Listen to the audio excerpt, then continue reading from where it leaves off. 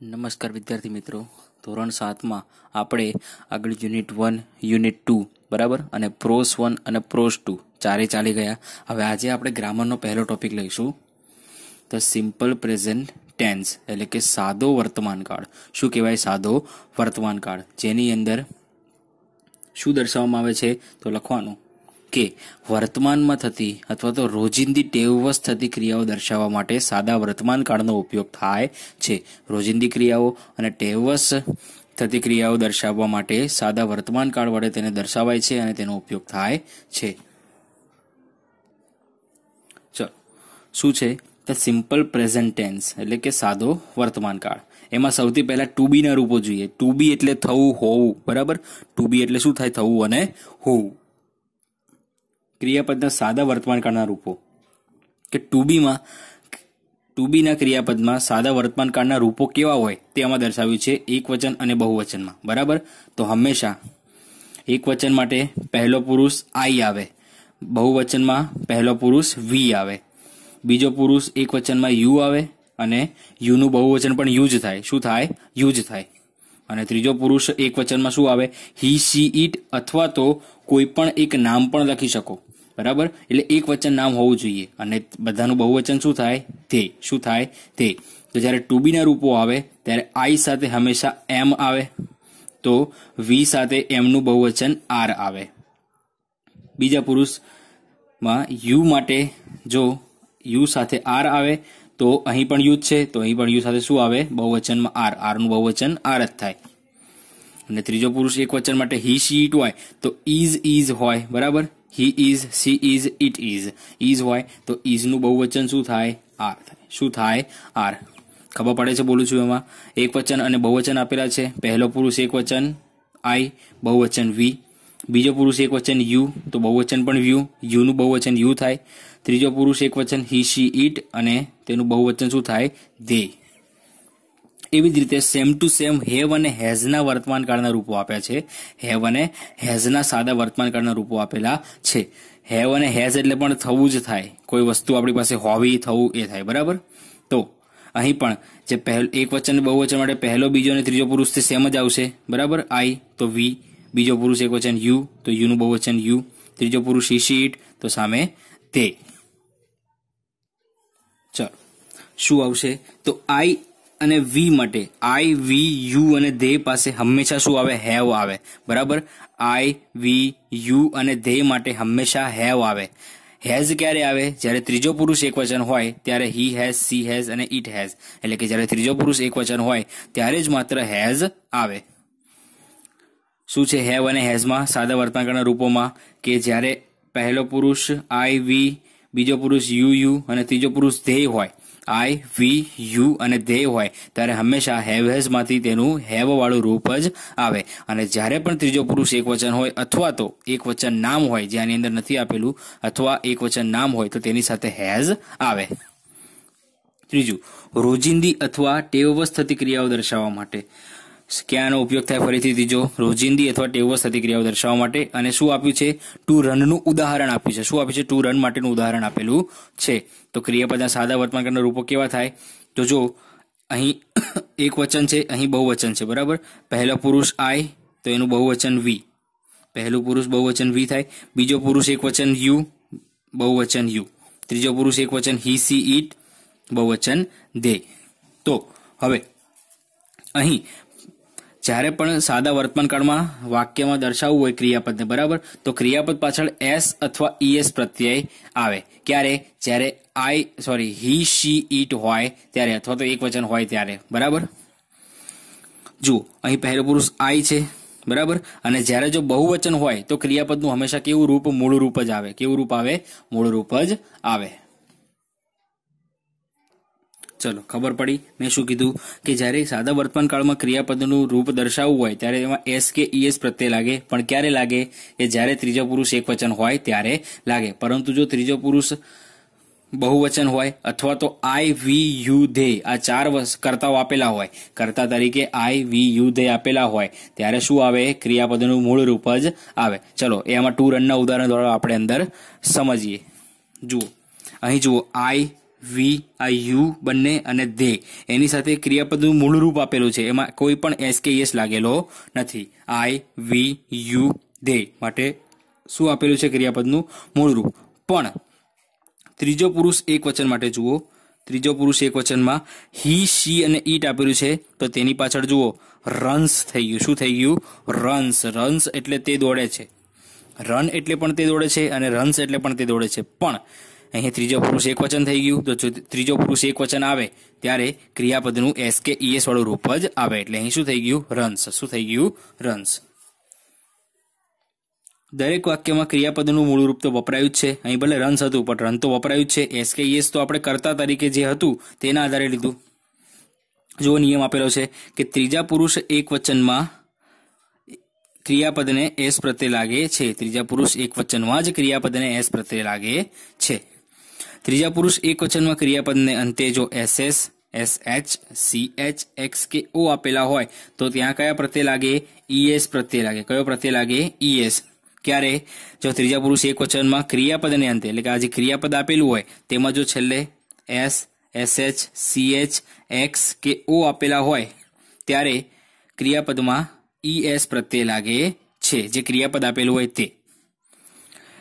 જેમ કે જો ઉદાહરણ આપેલું છે પી એ ડબલ એસ, જો છેલ્લે ડબલ એસ આવ્યા પાસ તો શું થઈ ગયું? તેનું પાસીસ, તો ઈએસ લાગ્યું. બરાબર, એ તો રેજ.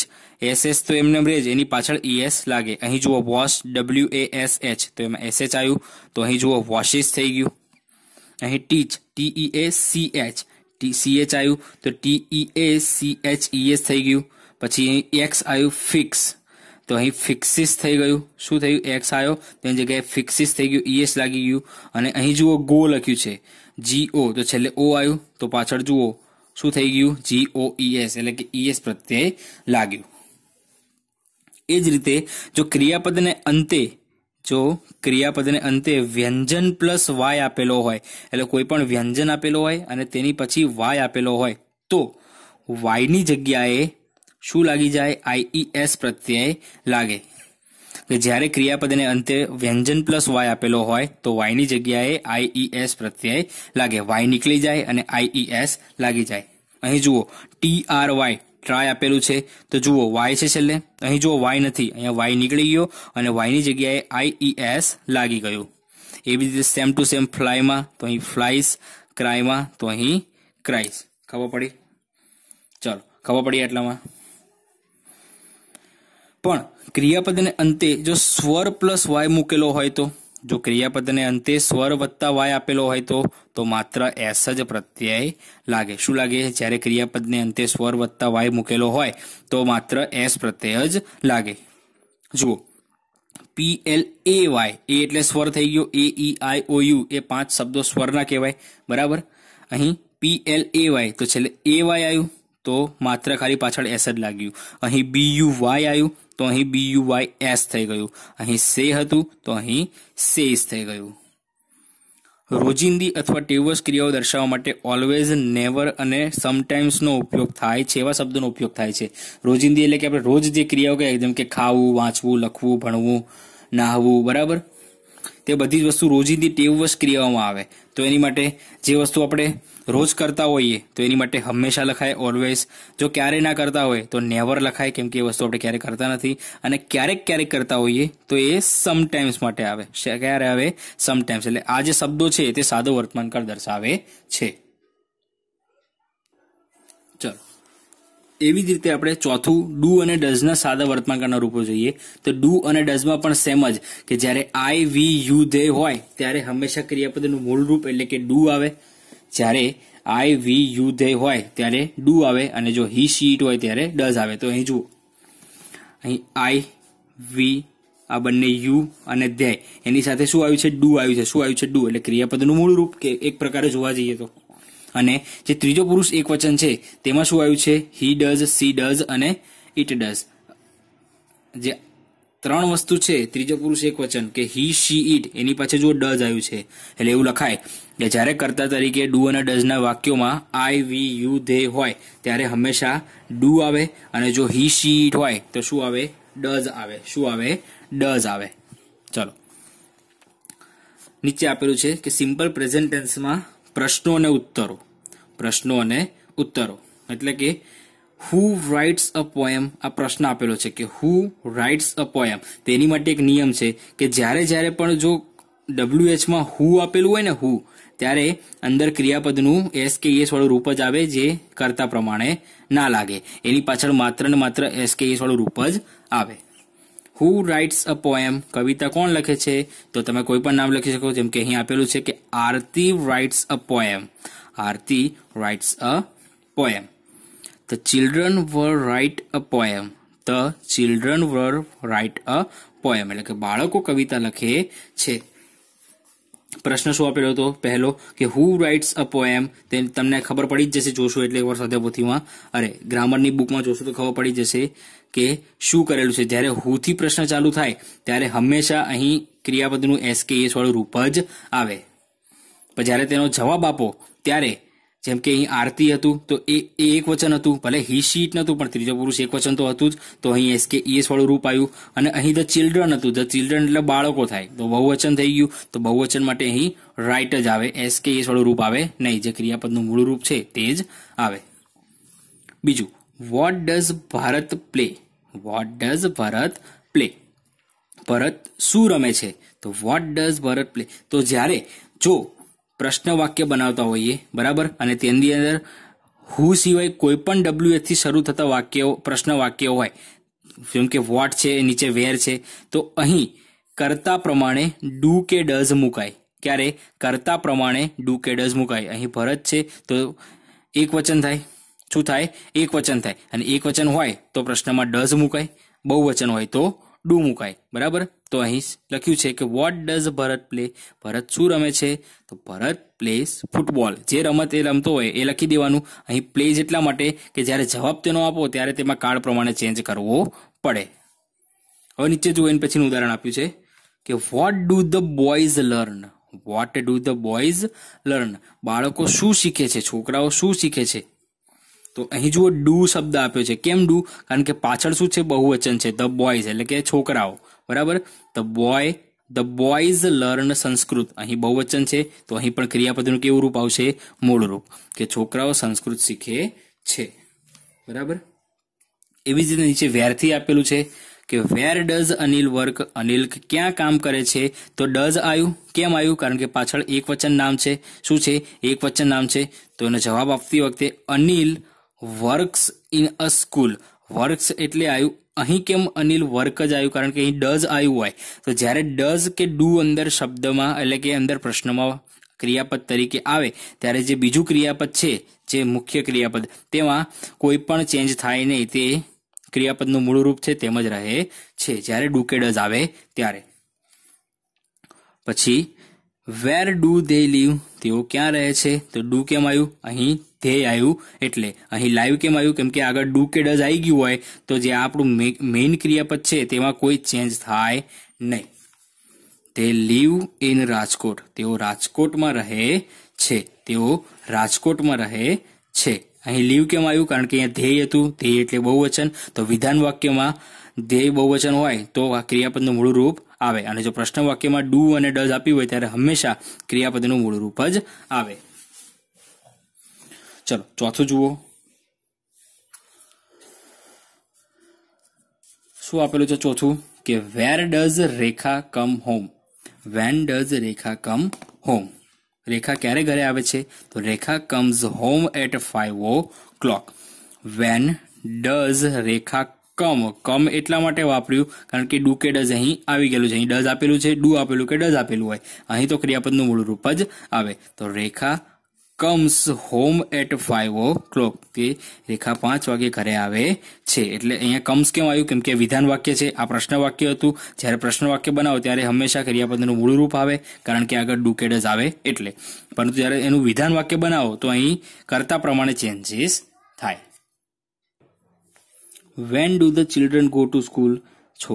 બાળકો ક્યારે શાળાએ જાય છે? તો અહીં વેન ડુ આવ્યું. ચિલ્ડ્રન એટલે બહુવચન, આના લીધે અહીં ડુ આવ્યું. જો અહીં કોઈ એક બાળકની વાત કરી હોત તો ડઝ આવત, પણ અહીં ચિલ્ડ્રન એટલે બહુવચન તો અહીં શું આવ્યું? ડુ આવ્યું. તો અહીંયા તો ગોનું ગો જ રહે. તો the children go to school. Children go to school at 7 AM. બાળકો 7 વાગે શાળાએ જાય છે. બાળકો હતું એટલે અહીં ગો જ આવ્યું. શું આવ્યું? માત્ર ગો જ આવ્યું. અહીં પણ બાળકો બહુવચન હતું તો ડઝની જગ્યાએ ડુ આવ્યું. બરાબર. અને અહીં ગો જ આવ્યું. ક્રિયાપદનું મૂળ રૂપ આવ્યું.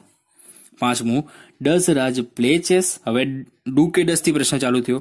Does Raj play chess. તો અહીં જો પ્રશ્ન વાક્યમાં એક વચન નામ હોય તો પ્રશ્ન વાક્યની શરૂઆત ડઝ થી થાય, અને જો બહુવચન નામ હોય તો ડુ થી થાય. બરાબર. અહીં શું છે? Does Raj play chess? તો યસ હી પ્લેસ ચેસ. હામાં જવાબ આપ્યો. અને પ્લેસ કેમ કે હી હતું તો હી માટે હંમેશા એસકેએસ વાળું રૂપ આવે, તો હી place chess. Yes he does. હા તે રમે છે. આ રીતે જવાબ તો પણ ચાલે. નો હી ડઝન્ટ પ્લે ચેસ. ના તે ચેસ રમતો નથી. અહીંયા ડઝ નોટ આવ્યું. ડઝન્ટ નું ડઝ નોટ થાય એટલે. અને નો હી ડઝન્ટ કે ના તે ચેસ રમતો નથી. આજે છે ને yes he plays, yes he does એ બંને એક જ થાય. નો હી doesn't play, no he doesn't એ બંનેનો અર્થ પણ એક જ થાય. 6, do the children read books. શું બાળકો ચોપડી વાંચે છે? શું બાળકો પુસ્તકો વાંચે છે? તો yes they read books. Yes તે રીડ બુક્સ. કેમ રીડ કેમ આવ્યું? અહીં ધ્યેય હતું, ધ ચિલ્ડ્રન હતું. બરાબર. તો ચિલ્ડ્રન બહુવચન, તો બહુવચન માટે ધ્યેય આવે, તો ધ્યેય માટે ક્રિયાપદનું મૂળ રૂપ એટલે રીડ આવે. હા તેઓ પુસ્તકો વાંચે છે. અથવા તો yes they do. Yes they do. જો તમારે આખું ના લખવું હોય તો માત્ર ધે ડુ કરીને પણ જવાબ લખી શકો. નો તે ડોન્ટ રીડ બુક્સ. ના તેઓ પુસ્તકો વાંચતા નથી. ડોન્ટ એટલે ડુ નોટ. શું થાય? ડોન્ટ એટલે ડુ નોટ. કે નો પછી બીજો એની સિવાય કયો લખી શકો? નો તે ડોન્ટ. તે ડુ નોટ. નો તે ડુ નોટ. ના તેઓ પુસ્તકો વાંચતા નથી. બરાબર. ચલો આ એક નિયમ જોઈ લો આનો. કે પહેલો નિયમ, હુ સિવાયના બધા જ પ્રશ્ન વાક્યોમાં સહાયકારક ક્રિયાપદ ડઝ કે ડુ નો ઉપયોગ થાય છે, જે મેં આપણે આગળ ઉદાહરણમાં જોયું એ રીતે. બીજું, અને હુ સાથે હંમેશા ત્રીજો પુરુષ એક વચનમાં જ ક્રિયાપદ હોય છે, પણ તેનો ઉત્તર એક વચન અથવા બહુવચનમાં હોય છે. જે આપણે અહીં આગળ જોયું હતું ને પહેલામાં કે હુ રાઇટ્સ અ પોએમ, તો હુ થી પ્રશ્ન ચાલુ થયો. બરાબર. તો અહીં રાઇટ્સ આવ્યું. અહીંયા તો માત્ર ક્રિયાપદનું મૂળ રૂપ જ હોય, પરંતુ જવાબમાં કર્તા તરીકે જે હોય તેના આધારે જવાબ લખવાનો હોય.